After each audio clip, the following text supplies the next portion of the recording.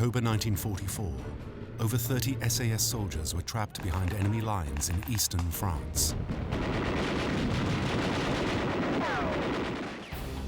Against all the rules of war, many of them were tortured by the Nazis, brutally executed, and thrown into mass graves.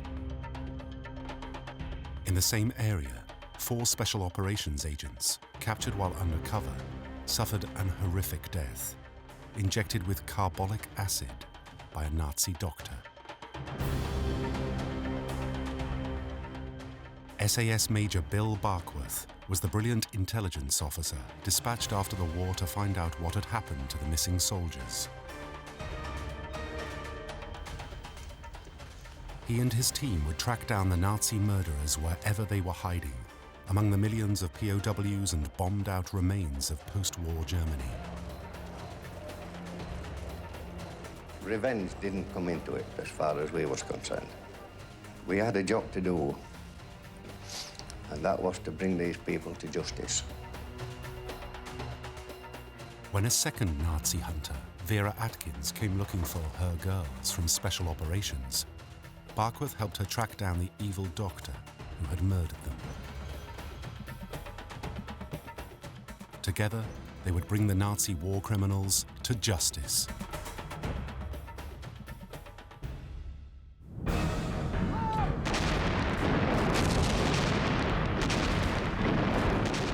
In August 1944, 2 months after the Allies had stormed the Normandy beaches, they were pushing the German army deeper and deeper back into France. American General George S. Patton's highly mobile Third Army was giving the Germans a dose of their own blitzkrieg tactics. There was even talk of the war being over by Christmas.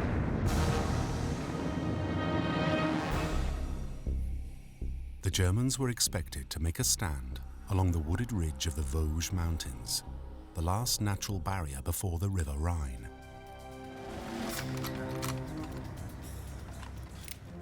To disrupt the German defenses, Allied commanders decided to send in the SAS. Living up to their motto, "Who dares wins," the Special Air Service had gained a deadly reputation in the deserts of North Africa. Their highly trained mobile teams caused havoc behind enemy lines. Just what was needed in the Vosges Mountains in August 1944.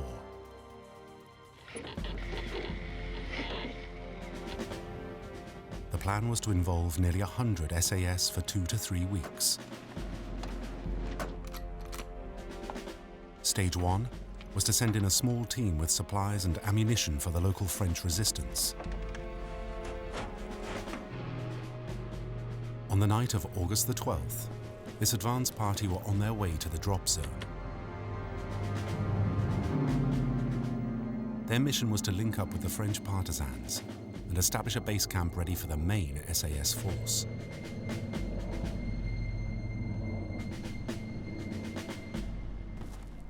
One of the French volunteers on the ground was a young lorry driver, Henri Poisson.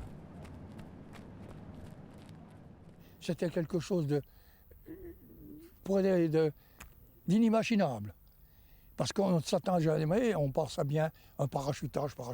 Mais quand on était dans l'action, eh bien, on a ressenti comme une espèce d'angoisse parce qu'on n'avait jamais connu ça à notre époque. Et puis, ma foi, l'ambiance et puis l'enthousiasme dans un fond de l'ensemble de nous autres, eh bien, on s'est tout de suite engagé à collaborer et puis à faire son devoir. At first, the densely wooded slopes of the Vosges seemed to offer ideal cover for SAS-style hit-and-run attacks. But as the advance party searched for a base, they had no idea they were now the target of a ruthless manhunt led by Dr. Erich Isselhorst. Isselhorst had been a Gestapo officer since 1935. He had been trained to track down and eliminate enemies of the Nazi regime. He had commanded one of the notorious Einsatzgruppen on the Eastern Front. They were Hitler's killer squads, sent into the newly occupied territories to slaughter tens of thousands of civilians.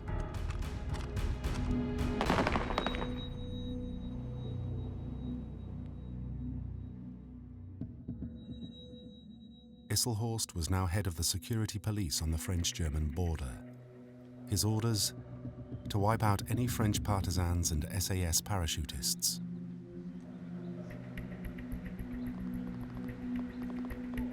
The operation was named Waldfest, or Party in the Forest. At his disposal were security police, regular army, and special Gestapo task forces.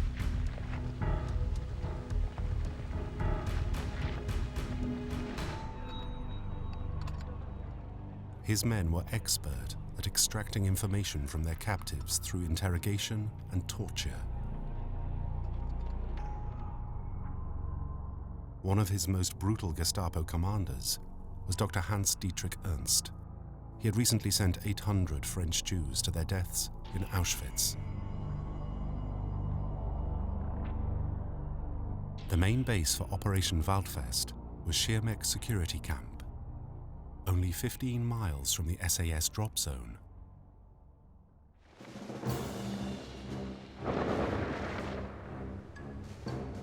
The SAS soon found themselves in firefights, as they kept constantly on the move, using the dense forest as cover. Their allies in the French resistance were very enthusiastic, but suffered from lack of training. Within a week, many of them had been killed or captured.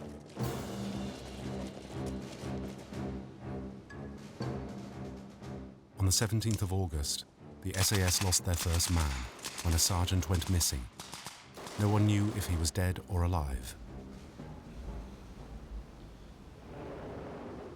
Vastly outnumbered, the advance party found themselves up against an enemy far more ruthless than they had anticipated. Sergeant Len Owens was a radio operator attached to the SAS.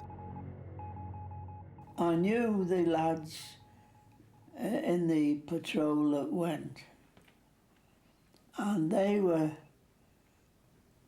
said they were given information that on the ground it was only lightly occupied, and that there were second-class troops, which was absolute rubbish. The area was snowing with German troops, first-quality troops. With the advance party struggling to establish a safe base, Colonel Brian Franks, the operation commander, had to wait 3 weeks before parachuting in with the first men from the main SAS force.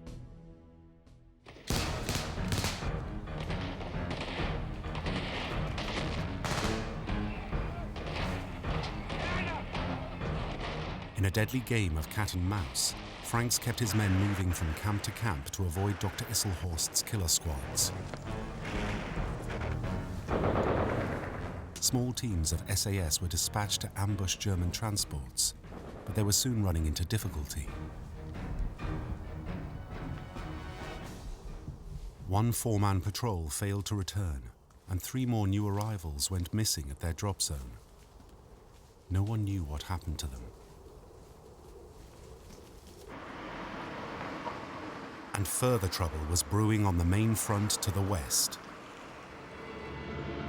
Caravans of supply trucks, the famed Red Ball Express, barrel across France. Many of the trucks carry ammunition and precious fuel for Patton's advancing tanks. But Allied supplies are dwindling all along the front, and finally even the Red Ball Express runs dry. Patton's surging army must stop dead in its tracks, unable to follow and finish off the retreating Germans.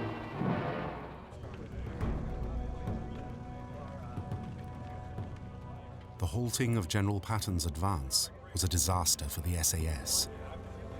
It meant they could be cut off behind enemy lines for weeks.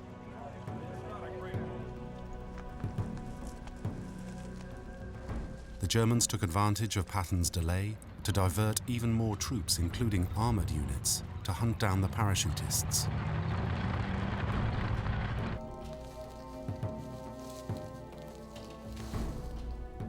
we had expected to be relieved by General Patton's Third Army in about 10 days to a fortnight. And we were in fact really left marooned. And it was from then on that the whole operation went wrong. Already 10 men down, Colonel Franks was still trying to find a safe drop zone to bring in a further 60 troops. He had to keep one step ahead of the German manhunt. They had Alsatians, and we could hear these dogs barking in the distance. A quick exit was indicated. When another 3-man patrol failed to return from a mission, Colonel Franks decided to move east to a densely wooded valley near the village of Mousset. One of his senior commanders, Major Andy Waitley Smith, had to be left behind to look after a wounded officer unable to make the journey. A local couple hid them in a cave in the woods. But not every local could be trusted. After taking refuge in this house, another 8 SAS fell victim to a collaborator who tipped off Isselhorst's men.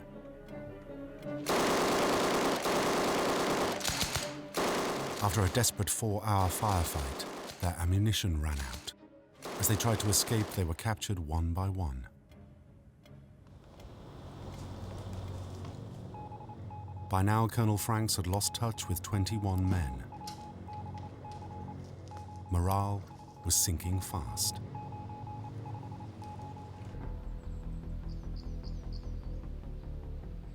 But then, a series of daring parachute drops onto this meadow, within a few hundred meters of Mousset, brought in the remaining 60 men and their highly prized jeeps.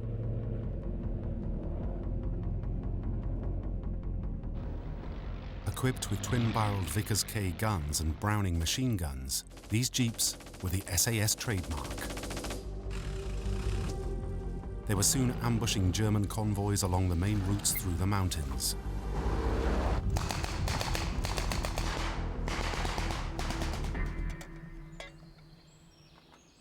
But after more than a month hiding out from Isselhorst's men, provisions were running low. The SAS turned increasingly to local villages for supplies. Ordinary people like Madeleine Patry took extraordinary risks. Ils venaient tous les soirs, à une telle heure, et ils suivaient un petit ruisseau pour ne pas se perdre, parce qu'il fallait attendre la nuit, parce qu'on avait les boches qui étaient là, au château. Alors, on les mouillait, hein. Un jour, ils étaient là à la porte, et je les avais à la maison. Croyez-moi que je ne savais pas quoi en faire. Alors, j'ai dit à mon père, je les ai mis dans la porcherie, avec un porc qui était là, et les 2 Anglais.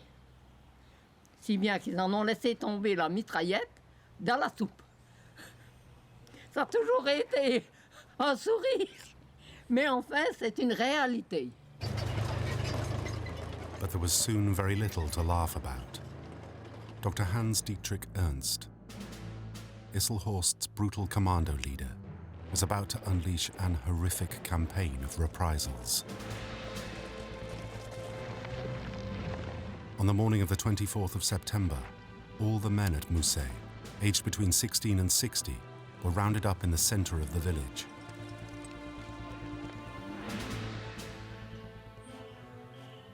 Watching from the forest, the SAS were unable to intervene.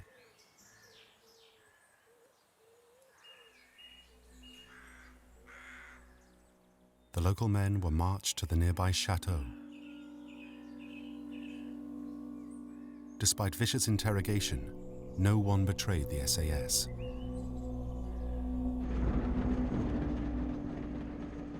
The punishment was deportation to concentration camps including Auschwitz and Dachau.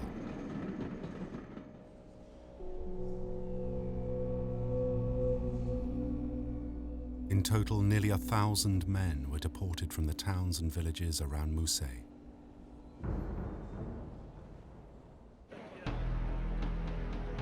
By early October, the American advance from the west was still held up. Colonel Franks' SAS operation had lasted 11 weeks, and he decided he couldn't keep his men in the forests any longer. It would mean abandoning Major Whately Smith and his fellow officer hiding in their mountain refuge, and several men still out on patrol. So Franks left a rearguard team to wait for the missing men. Then he gathered the rest of his troops at this clearing in the forest. Dividing them up into small teams, he ordered them to head west, through enemy lines to join up with the Americans. We were unable to continue with the operation effectively. Mind, it was a relief to realise that we were going to get out, because all we did was chase from one place to another. But their comrades in the rearguard never made it back to the American lines. Out of the 100 men under Colonel Franks' command, 32 SAS and 1 signaller were listed as either captured or missing in action. He would have to wait until after the war to find out if they had fallen into the hands of Dr. Isselhorst's Gestapo killers.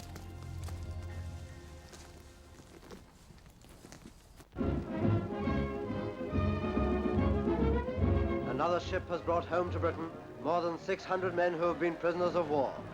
They were men whose life has been spent in German camps since the days of Norway and the Battle of France.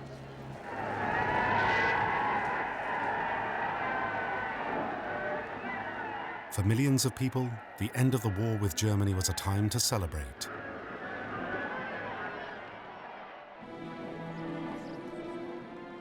But after the party, the reality of what they had lost began to sink in.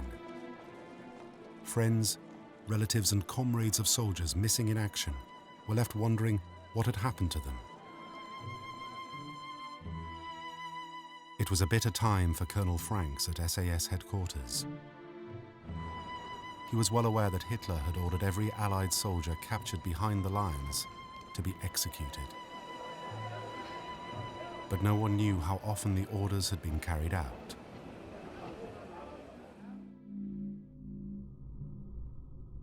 Then in May 1945, news came from the French authorities. They had discovered the site of a mass execution near Gaggenau in Germany, just over the border from the Vosges Mountains. Some of the bodies were British. If they were Colonel Franks' missing SAS, this was the first indication a terrible war crime might have been committed.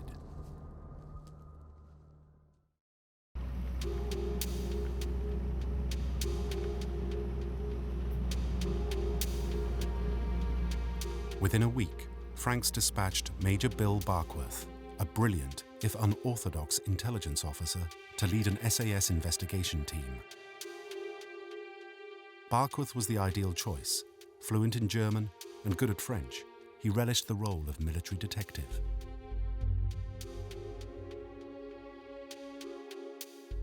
Arriving in Gaggenau, he began the gruesome task of trying to identify SAS soldiers among the 27 British, American, and French corpses found at the bottom of a bomb crater. They had clearly been murdered, shot in the head. Dog tags identified both Major Whately Smith and the wounded officer he had been looking after. 3 other SAS personnel were also identified from dental records and wristwatches. Barkworth now commandeered this private house in Gaggenau as a base for his investigation team. The large basement would make an ideal temporary prison for Nazi suspects. The hunt for the murderers began with a trawl through detailed Gestapo files, which had been captured when France was liberated the year before.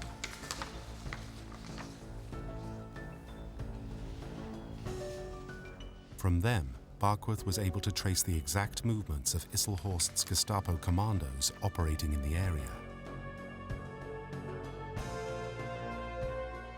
Men like Dr. Ernst, who the SAS already suspected of an earlier atrocity against some of their men.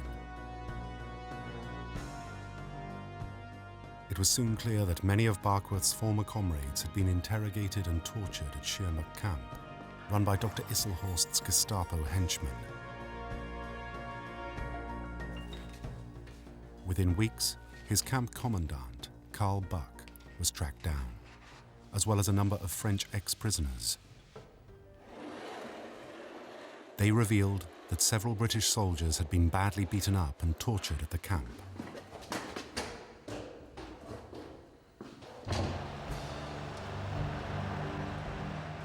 A grim story was now emerging.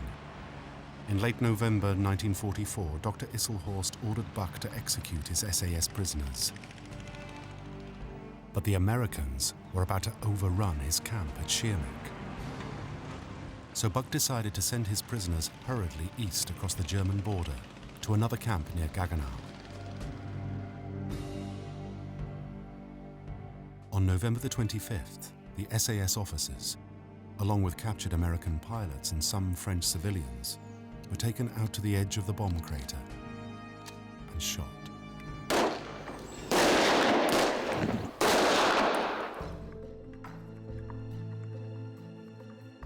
The man who actually pulled the trigger was SS officer Heinrich Neuschwanger.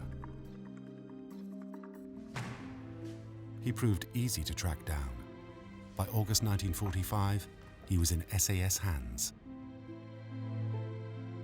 Dusty Rhodes, one of Barkworth's team, remembers taking Neuschwanger back to the scene of his crime. Our officer commanding, Major Bill Barkworth, was speaking to him and asked him what was his feelings about the murders that had taken place now that the war was practically finished. And he just stood there and in a very arrogant sort of way that he didn't seem to have any feelings whatsoever. And when he then turned and looked at me and I looked at him, and then thinking about the people that you knew personally, that's when my temper went. So I just, yes, I did lose my temper and I knocked him to the bottom of the bomb crater into about 18 inches of water that was in the bottom. But he was fortunate because he was coming out. I mean, the people that had gone in there before wasn't coming out. Barkworth's men were making progress. One of the Nazi criminals was in custody, and he knew 5 out of the missing 32 soldiers had been murdered. But then came devastating news from Colonel Franks in Britain. Faced with the massive cost of rebuilding their bomb-shattered cities, the government was planning cuts in the armed forces. The SAS regiment itself was to be disbanded. The whole investigation would have to be called off. Desperate to find funding to keep his war crimes team in Germany, Colonel Franks turned to Jürgen Gelitzin, an intelligence officer working for the War Office. He said, I'm going to ask you a very big favor. And he said, I've been told to demobilize the regiment. Is there any means you can keep this team going? So I said, well, leave it to us and we'll do what we can. And in fact, quite without any permission at all, merely because after the war there was quite a lot of obvious administrative confusion, one managed to keep the momentum going. Gelitzin arranged for Barkworth to receive secret funding from London, and he set up a radio link with the Nazi hunters so that he could help them assemble their evidence of war crimes. Meanwhile, Barkworth still had 27 SAS and 1 signalman to account for. Now he could investigate a tip-off that several SAS bodies were buried in the village of Mousset, across the border in France.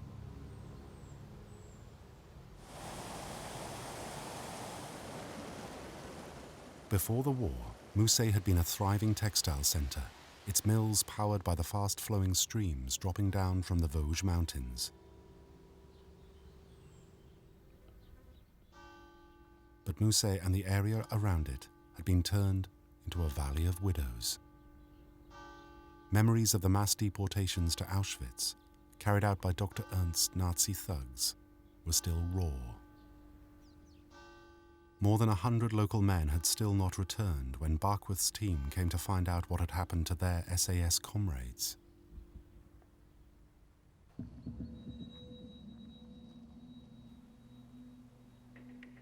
In the village graveyard, the local priest had buried 8 SAS soldiers and a missing signalman. 3 had been killed in action. Witnesses revealed that the other 6 had definitely been murdered by the Nazis. Barkworth was shown the exact spot where Privates Brown and Lewis were shot and their bodies burned.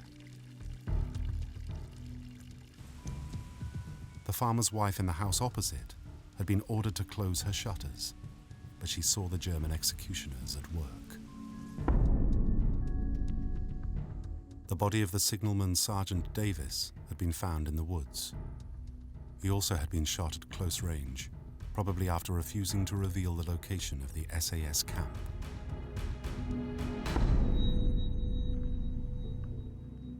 And finally, the 3 men Fitzpatrick, Conway, and Elliot, who had lost contact with their comrades at their drop zone. They too had been captured and executed by another Gestapo commando working for Dr. Isselhorst.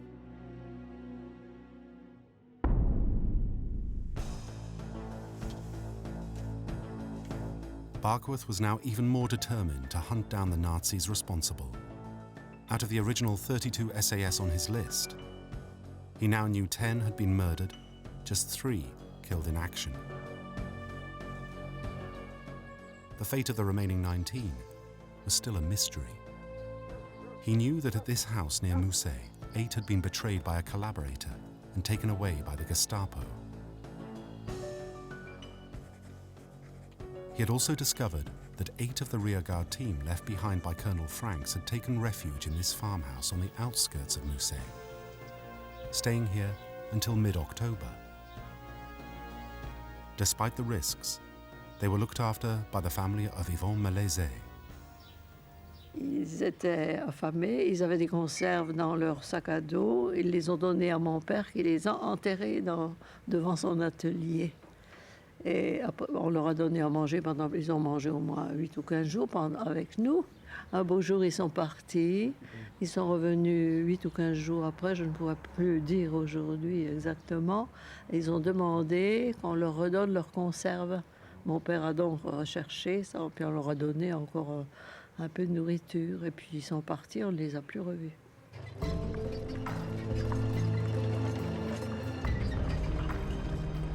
Barkworth's investigations revealed that the 8 SAS men had been captured by a German armoured unit.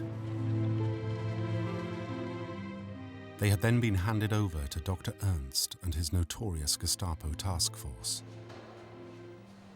But no one knew what had happened to them. That left just 3 more SAS to account for. One of them, Lieutenant James Silly, had been killed during a mass execution of French partisans deep in the forest. To hide their crime, the Nazis had thrown their victims into this former sawmill and set it alight. Amongst the ruins, local people later found the broken glasses of Lieutenant Silly. For the 2 remaining SAS, Barkworth established they'd been captured by the Gestapo, but their bodies were never found. Barkworth now had definite evidence of 11 murders committed by Isselhorst's men, and good reason to suspect that another 18 may well have suffered the same fate. It was time to bring their Nazi killers to justice.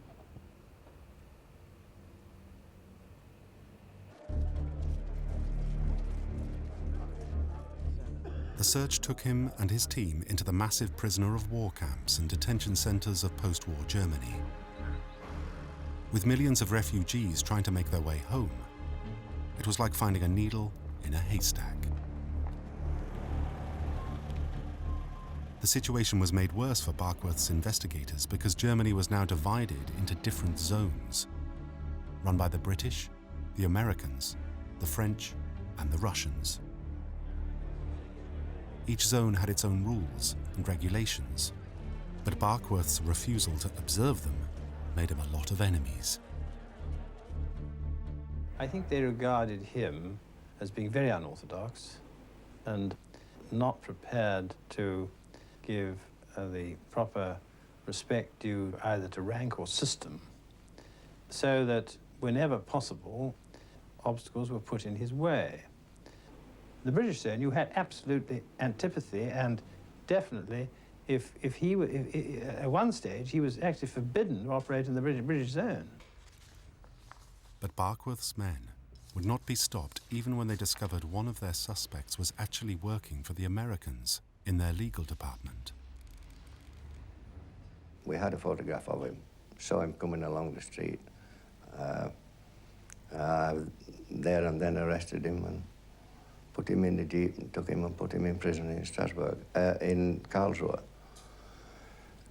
From that one, the American forces were looking all over for this warrant officer Rhodes that had arrested one of their personnel. I did manage to get about a month's leave out of that. Actually, I was quickly put out the way for a short period of time. Despite the opposition, Barkworth and his team continued to hunt down the war criminals. And he was prepared to try anything, even resorting to a late-night séance to see if they could make contact with the dead SAS men.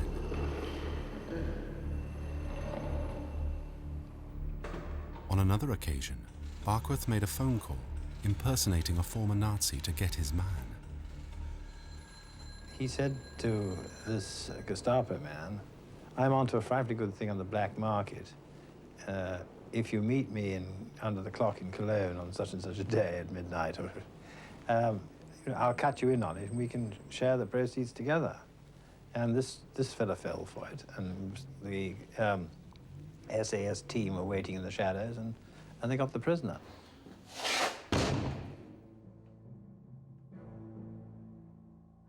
Though Ernst and Isselhorst still remained elusive, several of their subordinates were soon in Barkworth's hands. Their confessions confirmed that his worst fears had been correct.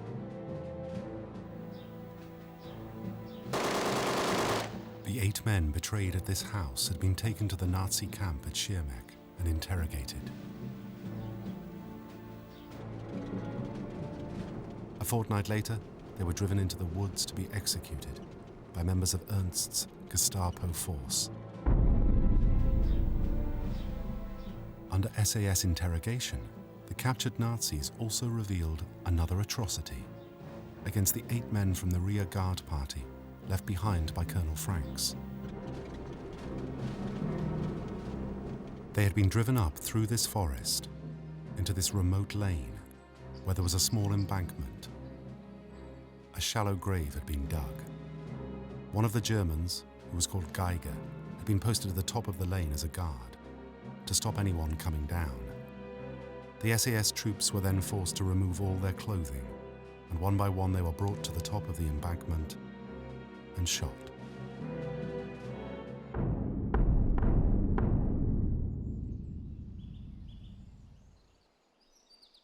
Barkworth's men needed the evidence to prove this story.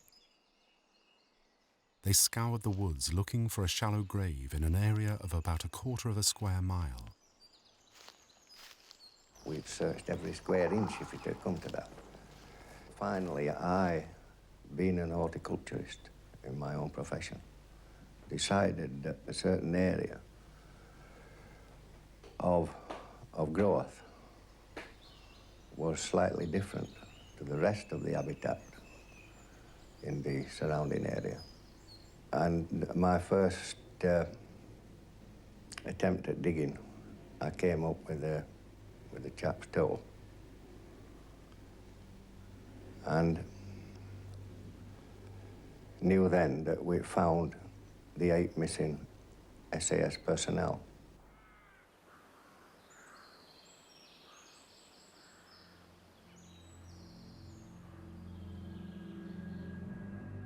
As Barkworth's team built up their case against the Nazi war criminals, the hunt for evidence led them to more gruesome discoveries.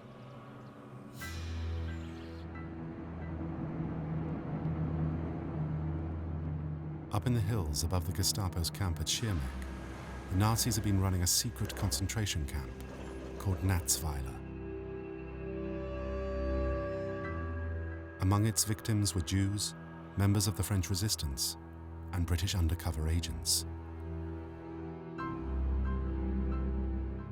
Barkworth's investigations at Natzweiler had caught the attention of a fellow Nazi hunter, Vera Atkins, of the Special Operations Executive. She was looking for her own agents, missing in action in the same part of France.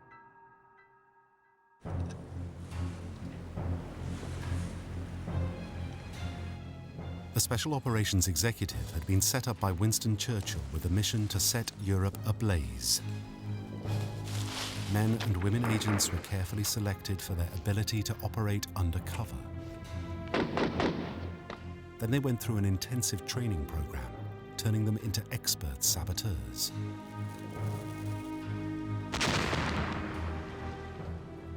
Their aim was to create networks of resistance to harass and disrupt the German forces.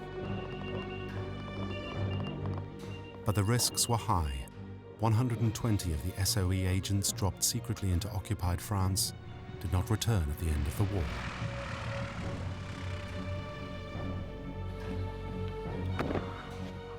Vera Atkins had trained many of the women. Having been involved with their going to the field, it is essential to trace them to the very end, to know what's happened. And for the sake of the families, no one will ever believe that someone who is very dear to them, in fact, is dead, unless some proof can be provided. Top of her list were 4 agents who she discovered had been captured by the Germans and sent to a concentration camp in eastern France in early July 1944. André Borel, the first woman to be dropped in occupied France. Diana Rowden, slim, tall, a little Scottish ribbon in her hair. Vera Lee, smaller, roundish face. Sonia Olshaneski was a very able and very much admired and a very brave and effective girl.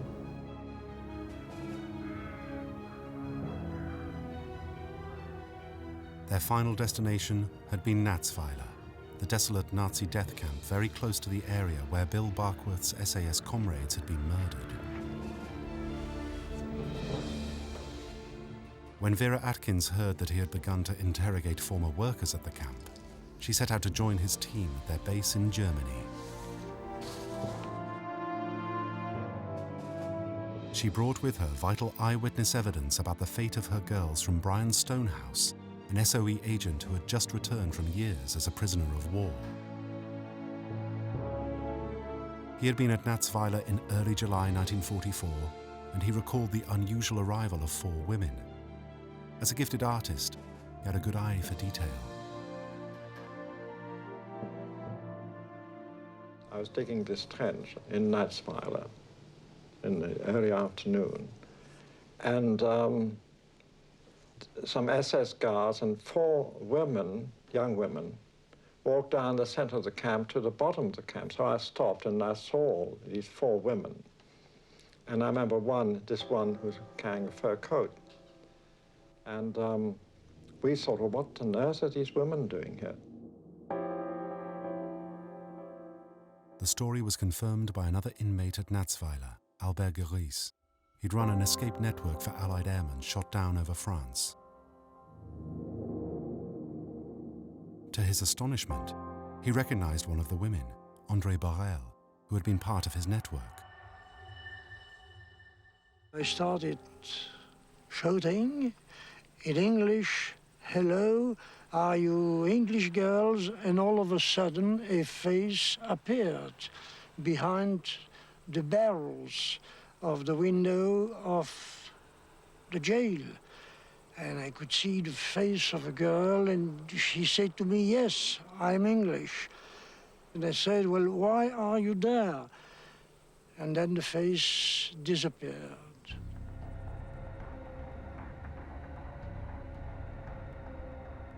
The full horror of what happened next at Natzweiler was revealed to Vera Atkins by Barkworth's investigators. First, the camp's medical officer, Dr. Werner Roeder, had been seen walking towards the crematorium. Dr. Roeder had in the crematorium a little office. The girls were taken one by one into Dr. Roeder's room, where he gave them an injection, which was supposed to be a lethal injection. The girls were assured they were being given an injection against typhoid, but Dr. Roeder almost certainly used a dose of carbolic acid. It was the Nazi doctor's preferred killing technique. When they were believed to be dead, the 4 women were taken to the crematorium where the camp executioner, Peter Straub, was waiting to burn their bodies. The other prisoners saw the telltale signs of a cremation. A gust of flame bursting out of the chimney of the crematorium, which meant that the door of the oven of the crematorium had been opened and shut. It was an horrific multiple murder, but what the investigators found out next was even more grotesque. One of the women, on being pushed into the furnace, regained consciousness. And at that instance, she clawed Straub down one side of his face. And he still had the marks of that woman's fingernails. The brutal executioner, Peter Straub, the man in charge of the crematorium, was now top of Barkworth's hit list. The Nazi hunters scoured Germany looking for their man, finally tracking him down to an address in Mannheim. We went upstairs, banged on the door. A young lady came and answered the door. And Peter Straub was sat on the sofa in the little small living room smoking a cigar. And on seeing that the scar still existed on his face, we then decided to arrest Straub and put him back in prison, which we did, and he was then normally charged with the rest of them for war crimes. The camp doctor, Werner Roeder, who had given the lethal injections, was also quickly tracked down. By early 1946, Barkworth's investigators had made scores of arrests across occupied Germany. They did their job well. Dr. Isselhorst, the commander of the vicious manhunt against the SAS, and many of the killers in his Gestapo death squads, were now in custody. Only Dr. Ernst was missing. The scene was now set for the Nazi hunters to seek justice for their murdered comrades.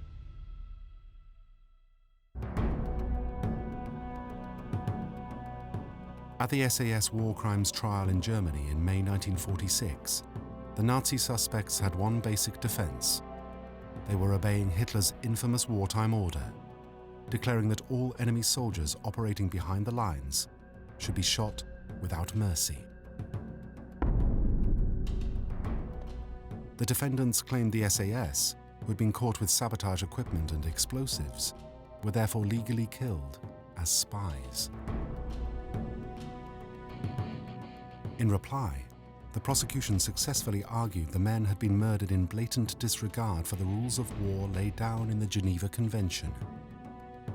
They pointed out legal executions do not take place secretly in woods, with clothing, valuables, and identity removed. At the end of the trial, Dr. Isselhorst, who had authorized the execution of many of the SAS men, was condemned and handed over to the French, who had him shot. Most of his subordinates were either imprisoned or sentenced to death, including Heinrich Neuschwanger, who had personally murdered 5 SAS men. His hanging was witnessed by dusty roads. Revenge didn't come into it as far as we was concerned. We had a job to do, and that was to bring these people to justice. And once we'd achieved that, then we thought we'd done our work. The Nazis who had murdered Vera Atkins' girls at Natzweiler were also in the dock. Dr. Roeder, who'd administered the injections, was hanged. Peter Straub, the man who burnt one agent alive, was given a more lenient sentence, but eventually hanged for another offense. In the end, one man on Barkworth's list of suspects was still missing. Dr. Ernst, the Gestapo leader who had executed his SAS captives and terrorized the people of Musset.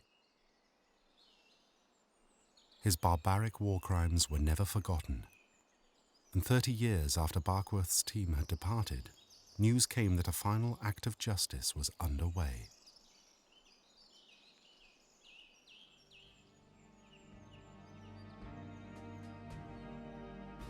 In 1977, a letter arrived for the mayor of Musset from one of France's greatest Nazi hunters, Serge Klaasfeld.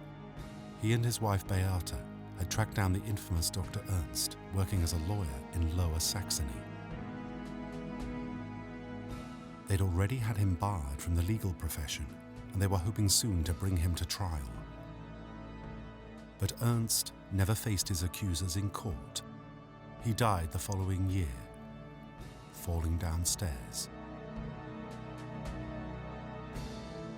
It was the closing of a bitter chapter both for his French victims and for the SAS.